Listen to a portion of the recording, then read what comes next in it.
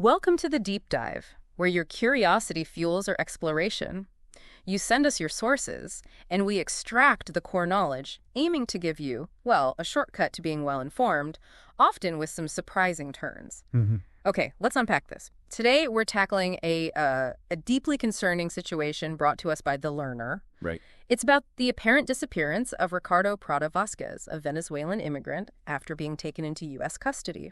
We'll be navigating news articles, reports from human rights organizations, trying to piece together what's happening here. And what's immediately striking, I think, is how out of the ordinary this case seems. Yeah. We've looked at sources indicating that an immigration scholar, someone with over 4 decades in the field, finds it extraordinarily unusual. 40 years. Wow. Yeah, for someone to just vanish within the system without any official record of deportation, it's not just a minor irregularity. Yeah. You know, it suggests something is fundamentally broken somewhere. Exactly. And the information we have, it kind of hints at a larger, more troubling context.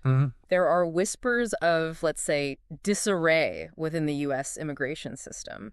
And some discussions even draw parallels to historical moments when, well, the rights of specific groups were severely curtailed. Which is always worrying territory. It really is. Here's where it gets really interesting. Let's get into the actual details of Ricardo Prada Vazquez's case itself. Okay.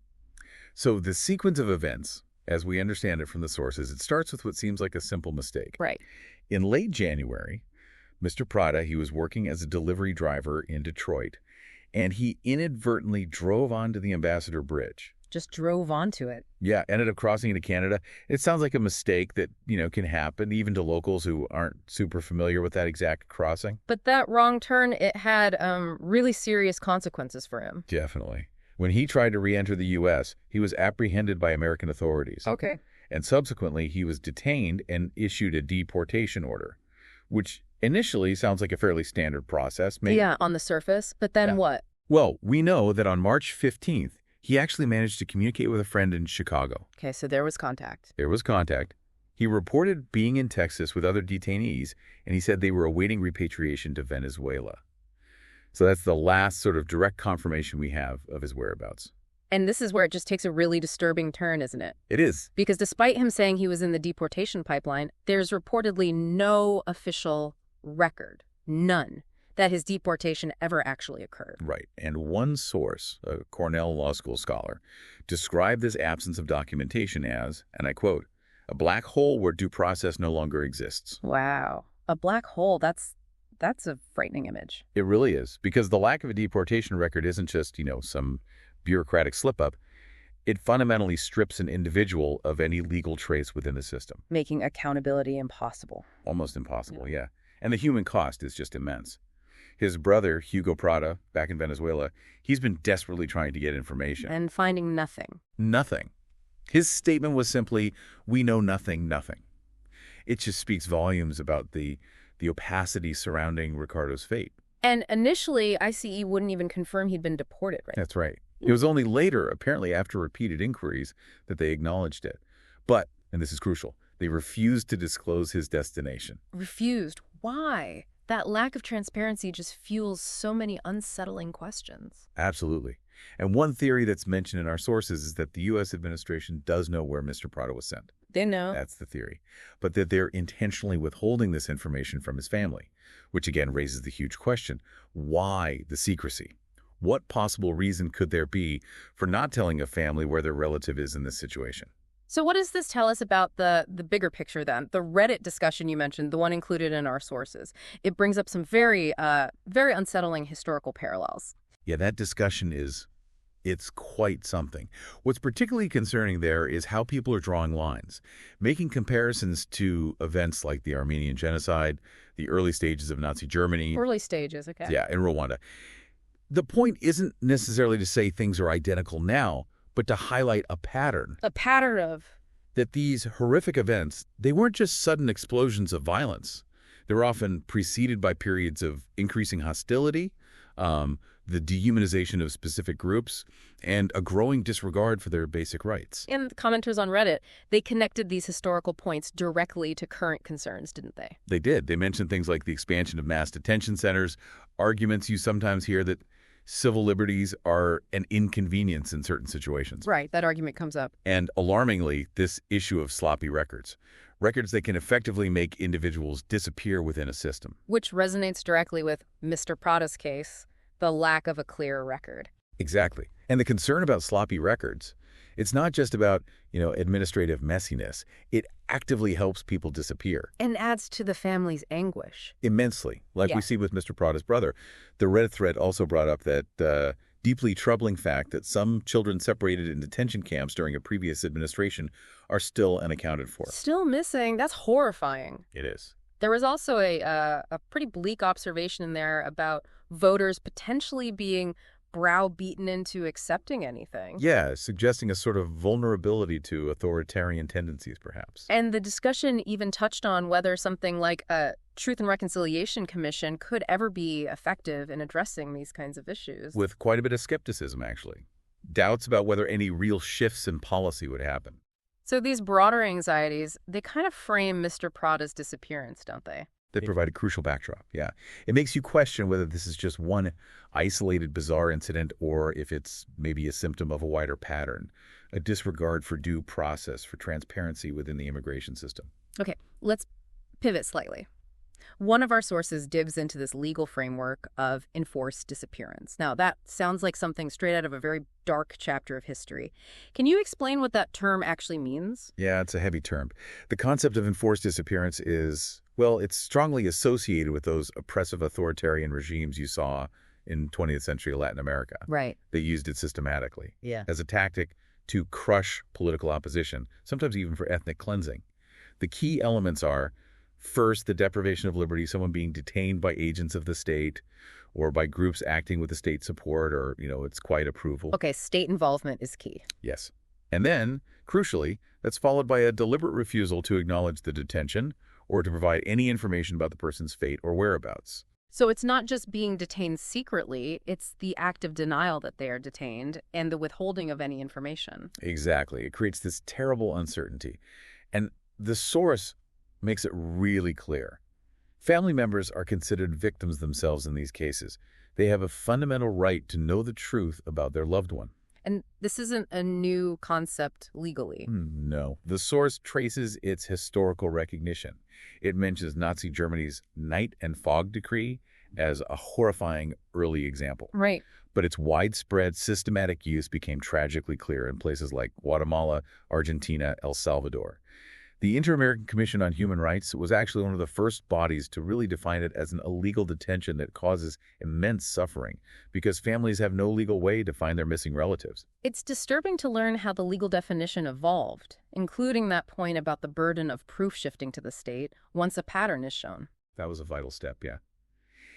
And the UN Working Group on Enforced or Involuntary Disappearances, they also recognized early on back in the 80s that these disappearances often result from excesses on the part of law enforcement or just unlawful actions or widespread violence. So there are international agreements now. Yes, the International Convention for the Protection of All Persons from Enforced Disappearance, the ICPPD, was a huge step. It was the first international treaty to recognize enforced disappearance as its own distinct, serious human rights violation. Okay. And there's a slight difference, the source notes, between international human rights law, which focuses more on prevention, and international criminal law, which deals with prosecution after the fact. And the source connects this framework to more recent U.S. policies. Disturbingly, yes. It argues that the family separation policy at the U.S. border, because of the lack of information and the failure to reunite many families, could potentially be viewed through this lens of enforced disappearance. That's a really powerful and, frankly, deeply troubling comparison. It is. And the prevention through deterrence border strategy is also implicated. How so? Well, the strategy aims to deter migration through harsh enforcement in dangerous areas. And there are accusations that this leads to people disappearing in remote border regions, sometimes because Border Patrol allegedly impedes search efforts or conceals information. Which again involves that pattern of denying information. Exactly. It aligns directly with those core elements of enforced disappearance. Denying liberty, followed by denying information about fate or whereabouts. Oh, okay, this is heavy stuff. Now let's shift our focus, maybe zoom in on the systemic issues within the ICE detention facilities themselves. We have these reports from Human Rights Watch and the ACLU focusing specifically on Louisiana. And the picture they paint is, well, it's deeply concerning. They really are disturbing reports. They highlight that the U.S. runs the world's largest immigrant incarceration system. The largest. The largest. And Louisiana is the second largest state for immigrant detention within that system. A key factor here is the major role played by private prison companies. Right. They operate many facilities. They do, and they profit significantly from this whole system of detention. And how did these reports gather their information? They detail their methodology. It involved extensive interviews with detainees, both one-on-one and in groups. They used standardized forms to document the conditions people experienced, any rights violations they saw or suffered. So these are first-hand accounts. Exactly. Though it's important, as always, to note they represent reported experiences. Understood. What are some of the key issues they found? Well, one of the most critical is the isolation from legal resources. Lack of access to lawyers. Yes, many detainees lack legal representation entirely. And even for those who might try to represent themselves, accessing law libraries within the facilities is severely limited. How so? Limited. Inadequate resources, often outdated, not comprehensive. Computers frequently only operate in English. A lack of basic translation tools, even dictionaries. This makes it incredibly difficult, for people to understand their own legal cases or fill out necessary paperwork. That seems designed to prevent them from navigating the system. Yeah, it certainly has that effect. Yeah. One person detained at Pine Prairie apparently didn't even know they were in Louisiana. They thought they were still in Miami. It just highlights the profound lack of information and support. Wow. And what about language barriers? That's another huge one. The denial of language access. The reports document repeated failures to provide interpreters in crucial situations. Like medical appointments. Exactly. Medical consultations, legal proceedings, even just understanding basic facility rules or documents like handbooks, which are often only in English. People were reportedly forced to sign documents they didn't understand. That's coercive. It is. We heard specific examples, people at Wynn, Allen Parish, Pine Prairie, being denied interpreters when trying to get medical care for serious problems. Imagine trying to explain a critical health issue when nobody understands your language. Impossible. And the basic living conditions. The reports describe the deprivation of basic human necessities as appalling. Overcrowding, chronic understaffing, like maybe 2 officers for over 230 people in one instant. True. That's incredibly unsafe. Right. It leads to insufficient access to essential services, medical, legal, everything. Then there are serious problems with food. Like not enough food. Insufficient portions, yes. Mealtimes so rushed, people can't eat properly. Food apparently being thrown away even when detainees say they're still hungry. Thrown away while people are hungry. That's what's reported. And the quality of drinking water is a major concern. Too numerous reports of water being discolored, foul-smelling, possibly not even safe to drink. What about hygiene? Basic hygiene supplies, soap, cleaning products, toothbrushes, laundry services often inconsistently provided or denied. People report getting inadequate clothing, often thin, torn, not warm enough for cold temperatures. And access to the outdoors? Sunlight. Severely restricted. It's not limited to as little as 15 to 40 minutes a week, often held at inconvenient times, like late at night, or used as a reward rather than a basic right. 15 minutes a week. That's what some reports indicated. At Basel, women reported very limited outdoor time, and windows were often blocked, cutting off natural light entirely. This sounds incredibly dehumanizing. What about outright abuse? The accounts of abusive and discriminatory treatment are deeply disturbing. The reports document allegations of physical violence, sexual assault, the use of prolonged solitary confinement, and just humiliating, degrading language from staff. Solitary confinement is used often. It seems so. And not just for serious offenses. It's reportedly used for minor things like verbal disagreements and even as retaliation. Retaliation for what? For filing grievances, organizing peaceful protests, or going on hunger strikes. There's the case of Angel, a hunger striker, reportedly subjected to horrific conditions in solitary assault, leading to permanent nerve damage. Permanent damage. That's the report. And Maria and Boris, Russian democracy activists, detained for 6 months. Maria's health apparently deteriorated severely due to the conditions. There's also Amir, an LGBTQ plus self-advocate, reportedly spent over 200 days in solitary just for filing grievances. Over 200 days in solitary for filing complaints. That's shocking. Then there's widespread medical abuse and neglect, How does that manifest? denial of necessary care, significant delays in getting any treatment, frequent misdiagnoses, and this practice of just giving out pain pills, basically Tylenol or ibuprofen, for almost everything, regardless of the actual medical issue. Just pain pills for serious conditions. Apparently. Transfers between facilities also disrupt any continuity of care someone might be getting. And have people died in these conditions? Tragically, yes. The reports mention Ernesto Rocha Cuadra and Ousmane Ba, who both die while in IC detention in the New Orleans area. Their families have raised serious questions about the official causes of death. So families don't trust the official story. It seems not. And finally, there's retaliation for protest. Retaliation again. What form does that take? Threats of solitary confinement for peaceful protest, like Anastasia and other women at Basel who protested their long detention. Instances of mass pepper spraying of hunger strikers at places like Pine Prairie and Wynn. Pepper spraying hunger strikers. Yes. Use of tear gas, rubber bullets against protesting detainees, and denying access to the law library for protest organizers. One really disturbing account mentioned an Uzbek man who experienced significant hair loss after being pepper sprayed. Hair loss, good grief. It paints a very grim picture of the conditions inside. Okay. Now, let's explicitly connect these systemic issues we've just discussed back to the case we started with. The deeply troubling disappearance of Ricardo Prada Vasquez. Right, because his disappearance, quote-unquote, within the immigration system, it could very well be a direct manifestation of these broader problems we've just outlined. The absence of an official deportation record, the refusal by authorities to disclose his destination, these things are entirely consistent with a system where transparency and accountability seem severely compromised, where records might be sloppy or perhaps intentionally obscured. So it forces us to ask that really unsettling question. Has Ricardo Prada Vasquez been subjected to these same kinds of inhumane conditions we've heard about in Louisiana?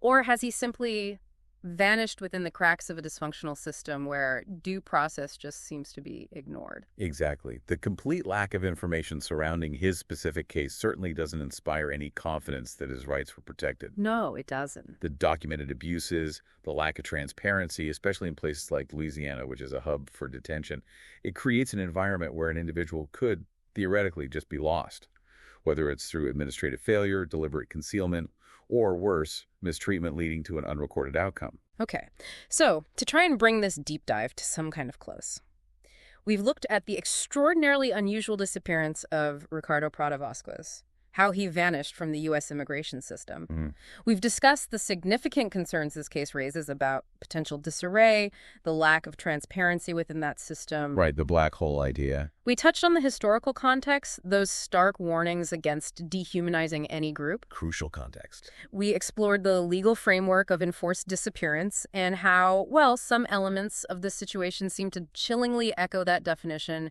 especially the denial of information. The parallels are hard to ignore. And then we delved into those deeply disturbing systemic human rights abuses documented within ICE detention facilities, particularly focusing on the reports from Louisiana. Yeah, the isolation, the neglect, the abuse, the retaliation. It is just profoundly unsettling that in what we think of as a modern, rule-based society, an individual can seemingly just disappear, simply vanish within a system that's supposed to operate with records, with procedures, with due process. Absolutely. The lack of transparency in Mr. Prada's case stops feeling like maybe just a one-off bureaucratic error when you view it against this backdrop of systemic problems. It feels potentially symptomatic. Which leaves us, and you, the listener, with a final deeply unsettling thought to consider. What does it truly say about a society when individuals can vanish within its systems without a trace? What responsibility do we, as members of that society, bear to demand transparency, to ensure accountability, especially when it comes to how vulnerable populations are treated within those systems? It really compels us to confront fundamental questions, doesn't it? Questions about due process, accountability, and the actual meaning of human rights in practice. We'd encourage you to reflect on the many layers we've tried to unpack in this deep dive. Maybe delve further into these concepts: enforced disappearance, the realities of immigration detention, and the absolutely critical role of independent oversight and accountability. Because without that oversight, without that demand for answers, these black holes can persist, and people can fall into them.